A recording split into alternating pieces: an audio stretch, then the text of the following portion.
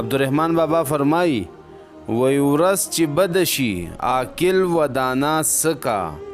چې قضا شي وردوسار حکما سکا او وی مور او پلار خو نیک فرزند له خدایه غواړي چې بدبخت شي ادې سکا ابا سکا او وی یار له یاره په لوی لاس کله بیلیږي چې لاس نه رسی یار سکا اشنا سکا په خیرو په دعا سشي کړونه خدای دی چې خدای نکا خیرې سکا دعا سکا او وی بخت په زور او په زر نه دی چا خپل کړی په دا کار کې ناتوان سکا توانا سکا او وی ای رحمانا پتنګ عذر شو چې